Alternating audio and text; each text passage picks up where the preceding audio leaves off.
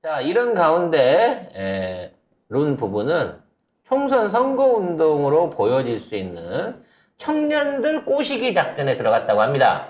네, 경과 김건희가 어제 부산에 가서 청년의 날 기념식에도 참석했는데요. 경은 기념사를 통해 청년들이야말로 국정의 동반자라고 생각한다고 말했습니다. 시범적으로 운영했던 청년 보좌역과 2030 자문단을 24개 부처로 확대를 하고 정부 부처 인턴을 2,000명에서 5,000명으로 확대할 거라고 했습니다. 여기 좋다고 가가지고 박수 쳤겠지 또. 자, 이래놓고 뒤통수로는 내년도 청년 일자리 지원 예산, 주택 지원 예산 1조 3천억 원, 1조 2,500억을 삭감을 해버렸죠. 그래. 동반자는 뒤통수 치는 사람 아닙니까? 그리고 뭐라고 했어? 30대 장관 많이 나올 거라며. 그 자 60대 이상이에요 거기. 그래서 30대 장관 40대도 없어. 유인촌이야. 유인촌 MB. 나이가 몇 살인데. 이낙연하고 한 살 차이인가 그렇다던데. 진짜 나이 되게 엄청 많다던데? 늙었더라. 오래간만에 그래서 봤는데. 아니 무슨 뭐 젊은 장관 예감하면서 유인촌이냐 그랬더니 유인촌이는 자전거 타고 출근하면서 인터뷰를 하고 있어요. 네. 자전거 옛날에도 타고 인터뷰했고 사실은 이명박이 맨날 자전거 탔었잖아. 그러니까 나는 쨍쨍하다 이거지. 그 하체가 얘기는 튼튼합니다. 그러면서 얘기를 하고 있는 건데 이 사람들 이 새 장관들 자체로 해갖고 개각이랍시고 소폭 개각이랍고 퉁치려고 하는 것 같은데 아 이거 난리도 아니에요. 이 인물들 관련해서 먼저 청년보좌역 얘기 좀 하자면 30대 장관을 만드는 방법이 뭔지 압니까? 나는 이 아이디어에 깜짝 놀랐어요. 아 이러면 30대 장관이 나올 수 있겠구나. 뭔데? 뭔데요? 행정고시 응시 연령을 18세로 낮춘답니다. 그러면 18살에 5급 행정고시를 통과해가지고 말하자면 사무관이 될 수 있는 거예요. 그래서 꾸준하게 자기 역할을 하다 보면 그보다 10년이 지난 30대가 되면 장관 자리에 올라갈 수 있는 차관급으로 승진할 수 있다는 거지. 이야 깜짝 놀랐어요. 근데 18살에 왜? 그래. 5살에 초등학교 보내자고 그랬나? 몇 살에 똑같은 보내자고 거지. 그랬지? 와. 5살. 아니, 난 이거 너무 소름 끼치는 게 그냥 사람이 일을 하는 노동자로밖에 안 보이나 봐요. 자, 이제 행정고시에 18살에 고등학교에 재학하면서 합격할 수 있는 그런 천재가 나오겠죠. 그 사람이 10년 후에 30대 장관이 될 겁니다.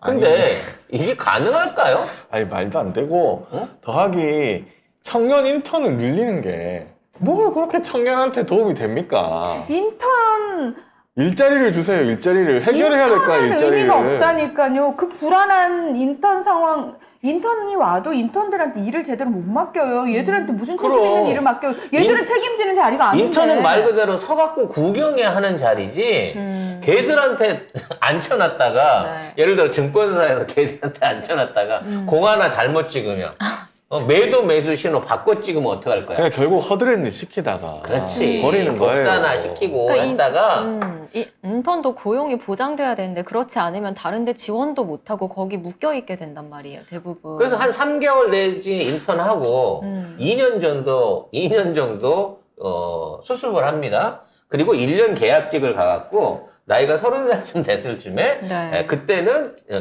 계약을 안 해줘갖고 직장에서 쫓겨나게 되는 거죠. 참. 그런 과정 중에 네. 얼마나 인건비 착취를 하고 노동력 착취를 하고 미래에 대한 희망 고문을 합니까? 근데 금수저들 국회의원 자녀들이나 뭐 이런 애들 그냥 하늘에서 날라와서 툭툭 고쳐요. 지금 행정고시 1년에 1차 엄마 나 블랙핑크 보고 싶어요. 그래? 그러면은 내가 불러올게 걱정하지 마. 아유 저기 YG 인턴 보내면 되지. 저기 우리 딸 인턴 좀. 아우 예. 장관님 이러면서 한 달 인턴. 와 나 블랙핑크를 내가 거기서 나 실컷 인턴했잖아. 봤어. 사인 받았어. 나 이제 그만 나올래. 그럼 끝인 거고요. 그렇죠. 그래서 지금 행시를 비롯해서 이제 공무원 자리에 들어가기 위해서 공시에도 얼마나 많은 사람들이 공부를 합니까? 제2의 고시로 공부를 하잖아요. 근데 앞으로 이러한 시험을 통해서 뽑는 사람들보다 기존의 전문직에 종사하던 사람들을 경력직으로 해갖고 뽑아갖고 이 채용하는 비율을 더 높이겠대요. 이런 식인가요? 대법원장 후보 아들처럼 뭐 김현장에 채용 공고 없이도 그냥 들어가는 거야. 아니 얘는 재산이 수십억인데 굳이 월급쟁이를 왜 하냐고. 네. 채용 공고 없는데 인턴이야. 뭐 이런 사람들은 그냥 심지어는 법을 전공도 안 했어 얘는. 그게 뭐 상관있어? 아빠, 나 김현장 가서 애들 좀 보고 올게. 김현장 가고 싶어? 여기 나 누군데? 우리 아들 좀 저기 한 달만 부탁해요. 아 그러면 인턴으로 한 달 하고 한 3천만 원 정도 드리면 되겠습니까? 뭐 이런 식으로 이제 쇼단을 치는 거죠. 그렇습니다. 뭐 그런 상황이고. 이제 가면 갈수록이요 고시나 뭐 이런 걸 통해서 임명하는 길은 진짜 개천에 용 나는 거고.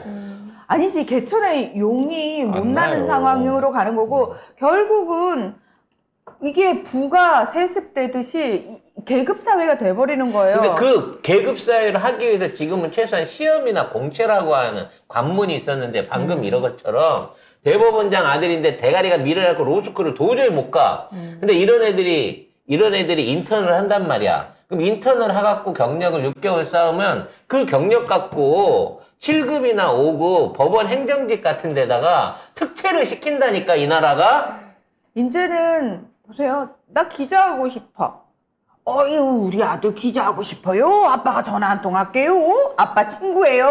이러면서 다 넣는 거 아니야. 그럼 일단 들어오면 애들은 부서가 배치가 달라요. 당연하죠. 네, 뭐 광고국이나 이런 찌질한 데 안 가고 네, 총무나 뭐 아니, 이거 근데 이런 쪽에 가죠. 중요한 건 제가 대기업의 인사 담당자 하는 사람이 예전에 좀 알고 있었는데 뭐라고 하냐면 말도 안 되는 애들 적기고 넣더래. 그러면 위에서 시킨 지가 하라고 하는데 그러면 그분이 그렇게 아니 이런 애들 와봤자 몇 달도 못 버티는 애들 왜 뽑냐고. 그러니까 그런 애들은 오면 일을 못해요.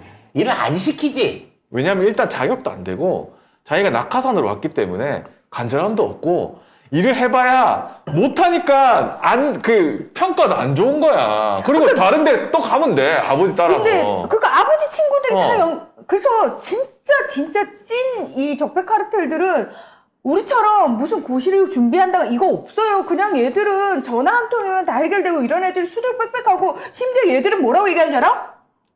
야, 시험 봐서 들어온 니들보다 내가 학벌이 더 좋아. 나 미국에서 하버드 나왔어. 예일 나왔어. 프린스턴대 나왔어. 이렇게 얘기를 한다는 거예요. 연봉도 차이 나고 승급도 달라요 이런 애들은. 근데 이런 말도 안 되는 짓거리들이 이 정부 안에서 앞으로 이루어지게 되면 진짜 가난하고 풀 뿌리고 흙수저인 청년들의 미래는 아예 없는 거예요. 근데 중요한 건 그런 흙으로 수저도 못 말리는 사람들이 그들을 이용해가고 추앙하고 뽑아준다는 20대에서 거예요. 가장 표를 쉽게 뺏어가는 거잖아요, 쟤네들이. 그러니까 만만한 20대를 보는 거야. 왜? 노인들은 조민 씨한테, 조국 전 장관님한테 분노하던 서울대생들 지금 뭐 하고 있어?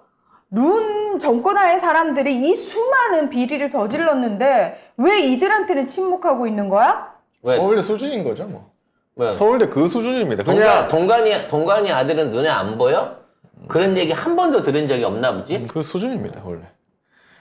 자, 그거 하긴 한 거고요. 그리고 뭐 보면 예산 삭감 돼가지고 청년 위한다면서 지금 한국 예종이 예산 삭감 때문에 개점 휴업입니다. 한국 예종 제일 싫어하는 사람이 유인천이에요. 한예종. 네. 한예종. 예전에 한예종에 있는 어떤 교수진들 이상한 사람들 다 잘라내. 그러니까 유인천도 약간 뭐랄까 귀족주의가 있는 것 같아. 네, 그래가지고. 블랙리스트 만든 사람이잖아. 그러니까 블랙리스트 같은 거 만들고 찍지 마! 새끼들 말이야. 그러니까 선거에서 찍지 마라고 그러니까. 자꾸 그러면 찍지 마. 근데 유인천이 한 말 항상 우리가 선거 때 기억해야 돼. 찍지 마! 씨!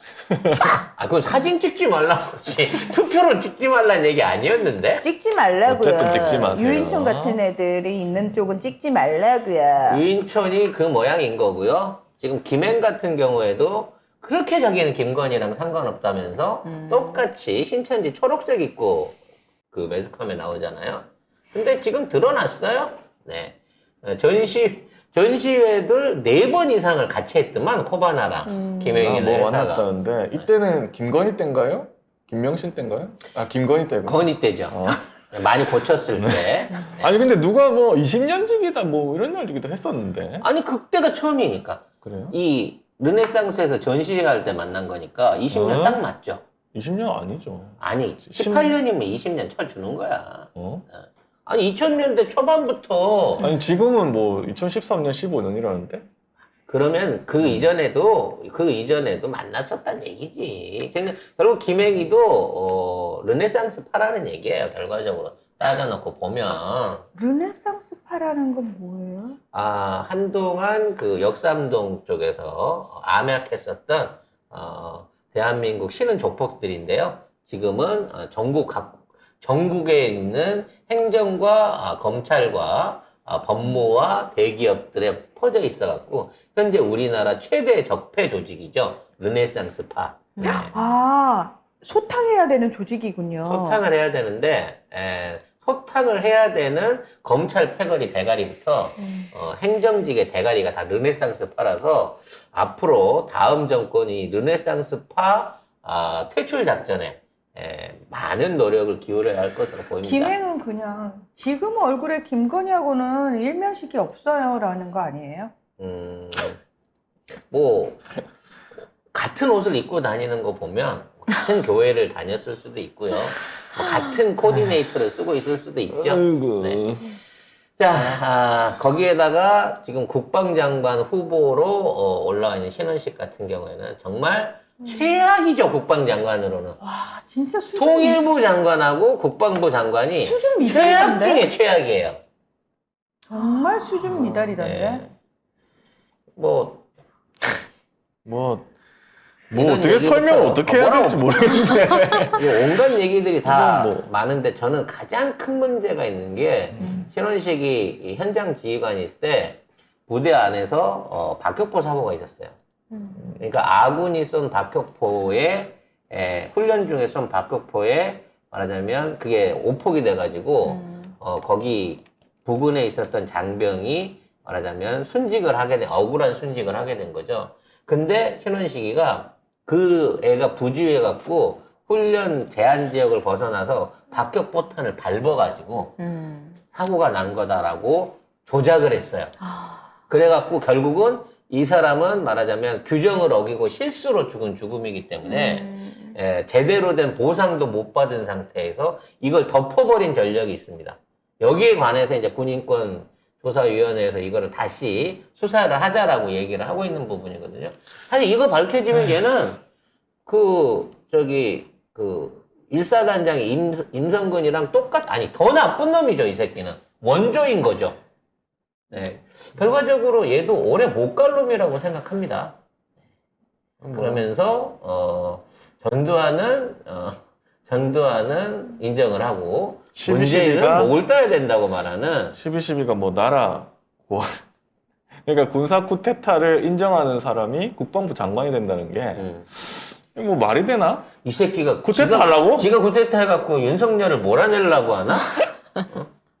근데 이해를 할 수 없는 인사들을 하고 있어요 지금. 그리고 뭐 이 사람이 무슨 태극기 집회 나가죠. 붕짜자 붕짜 막 이러고 했었거든요. 걔는 아마 그거 할 때만 하더라도 지가 이런 장관직에 나오고 청문회에 나올 거라는 생각도 못 했을 거예요. 아니 그러니까 뭐냐면 지금 웃긴 게 뭐냐면 이런 사람들이 저쪽에 거의 대부분이라는 거예요. 안 내려오면 쳐들어간다 붕짜자 붕짜라. 난 이번에 처음 알았어. 그 후령구가 네. 붕짜자 붕짜인지를 붕짜자 처음 들어봤어요. 이게 원래 붕짜자 붕짜가 아닌 거 아니에요? 다른 거였던 으쌰라 뭐 이런 거 아니었어요? 하여튼 그래서 요즘 유행어가 붕짜자 붕짜래요. 그래서 난 붕짜자 붕짜가 뭔 말인가 했어. 어쨌든 뭐 그렇고요. 그런 사람들이 거의 대부분이고 지금 보면 김문수나 이런 사람 전부 다 저 구구 유튜브 나가서 아니면 저런 이상한 집회 나가가지고 막말하던 사람들이잖아요. 그런 사람들밖에 없는 거예요. 갈 사람이. 자, 그러다 여기 보니까 수준입니다. 수준. 그러다 보니까 정말 이게 대한민국의 21세기 정치인이 할 소리인가 싶은 얘기들이 막 날라오고 있는데요. 자, 지방 발전 이런 거 외치던 윤석열이 지난 정부의 전철을 밟지 않을 것이다라는 이거 얘기를 진짜 하고 있습니다. 어처구니 없는 웃긴 얘기입니다. 네, 경이 어제 부산국제금융센터에서 개최된 대통령 직속 지방시대위원회 지방시대 선포식에 참여했는데요. 여기서 저런 말을 한 겁니다. 이게 지방자치제를 확대하고 건전하게 하고 네. 잘 만들어 보자라는 모임에 가서 지방자치제 같은 게 뭐가 필요 있어? 중앙에서 하자는 대로 해야지. 이런 개소리를 하고 있다는 거예요. 더 웃긴 게, 이 발언 자체가 이 사람은 그냥 또 술을 먹었는지 모르겠는데, 대한민국 전체의 발전과 성장을 위해서는 서울과 부산이라는 두 개의 축이 작동돼야 한다. 그래야 영남과 호남이 함께 발전함으로써 대한민국 전체가 일어날 수 있다. 자, 뭐라고요? 서울과 부산이 축이 작동돼야지 영남과 호남이 함께 발전. 그러니까 이게 어떻게 된 거죠? 술을 마신 거 아니겠지? 설마? 그 서울과 부산이 지역이에요? 그 호남이 갑자기 왜 튀어나왔죠? 그러니까 서울과 지역이 부산이 발전을 하면 호남은 어떻게 발전이 되는 거죠? 그냥 아무 말 한 모르겠습니다. 거예요. 뭘 아무 말을 한 나오는 걸 대로 가지고. 소리를 술을 내는 거죠. 마시고 해도 문제지만 안 나는- 마시고 해도 더 문제야. 저는 이 원고의 원문을 보고 싶어요. 안 마시고 해도 더 이게 문제라고. 광주와 부산 뭐 이렇게 해야 사실은 이게 뭐 맞는 얘기거든요. 그러니까 서울이 들어가는 순간부터 지방자치제하고는 이 말이 안. 서울은 지방자치제의 최고의 빌런이에요. 서울이 모든 자산과 일자리와 돈을 끌어들이고 있기 때문에 서울을 말하자면 죽여야 서울의 기능을 축소해야 지방이 산단 말이야. 네. 뭐 아무튼 뭐 그런 이상한 맞았는지 안 맞는지 모르는 말을 하면서 뭐 지난 정부의 전철을 밟지 않을 것이라고 했지만 이 정부가 무슨 짓을 했냐? 지방 교부세를 역대급으로 삭감한 정부가 이 윤석열 정부입니다. 10%를 까버렸어요. 네, 지방교부세는 올해 대비 내년이 이제 11.3% 삭감했고, 교육부는 내년 지방교육재정교부금을 9.1%나 줄였습니다. 이게 이 행안부 전년 대비 예산 감액 폭이 역대 최대 수준이거든요. 그래놓고 지방은 뭐 어째? 원래부터 지방은 재정이 어려워요. 아이고, 왜냐면 우리나라 자체가 지방세를 교부할 때 사람 머릿수대로 해갖고 나눠준단 말이야. 그러니까 전 세계에서 가장 인구 밀집도가 높은 고향 같은 경우에는 돈이 남아 돌아요. 머릿수로 해갖고 들어오니까. 그러니까 그거 쓰려고 노래하는 분수도 만들고 빙상장도 오페라 극장도 만들어도 돈이 항상 남아. 근데 사람 없이 진짜 띄엄띄엄 농사나 짓고 막 군 단위로 10만 미만 이런 데 있잖아요. 아무리 예산을 몰아줘도 제대로 된 공사나 제대로 된 SOC를 유지를 못할 정도로 힘들어요. 그래서 거기에 정부가 특별교부세 같은 거를 안 보태주면 진짜 말 그대로 사람 못 사는 동네가 된단 말이야. 근데 그나마 거기에 10%를 날린 거예요. 그런데 교육비까지 날린 걸 합치면 20%를 돈을 뺏어버린 거라고. 그리고 뺏었으면 뭔가를 보상할 수 있는 다른 방안을 마련해 줘야 될 거 아닙니까? 없지 뭐. 그러니까 이제 앞으로 점점 더 인구가 많은 대도시하고 지역하고의 재정 격차로 인한 생활 수준이라든지 복지 수준의 그 격차가 확대될 수밖에 없는 거고, 이 정부가 올해 10% 깎아보고 괜찮잖아요? 다 내년에 또 10% 깎을 거예요. 그리고 그렇게 해서 3년 4년 깎으면 지방 재정이 어느 순간에 50% 이하로 떨어져 버린다니까? 그럼 지방은 다 무너지죠. 그러나 사진은 이런 사진이 나온다는 거죠. 이렇게 행복한 사진이 나오는 거죠. 부산 시민들은 행복해. 이 사람들 어떻게 행복할까? 저 박수치는 조영남 아저씨는 정말 부산 사람일까? 아무튼 뭐 그렇습니다. 그래서 너무 어처구니가 없고 뭐 지방을 외치면서 지금 한 게 부산에 가가지고 뭐 지방시대 선포식 이게 1회래요. 그래서 뭐 2만기 뭐 데려와가지고 뭐 하고 하는데 뭐냐면 지금 선거 앞두고 있잖아요. 부산이 심상치 않거든. 왜냐면 이거 망하게 생겼어 지금. 저 오염수도 있고 하니까. 그러니까 부산 가가지고 이런 쇼 난리를 치는데 예산 다 깎아놓고. 그러니까 결국 이거는 뭐냐면 이게 그 대통령 직속이거든요. 지방 시대 선포식. 자기 선거 세력 만들려고 하는 것 같긴 해. 말이 안 돼 이거. 부산도 지네 표밭이라고 생각하고 있고 낙하산으로 여기다 꽂아야 되는데 내부적으로 조사를 해보니 대구나 뭐 울산, 포항 아직 이쪽은 아직 괜찮은데 부산 쪽에서 지금 뭔가 수치가 불길하게 나온 거야.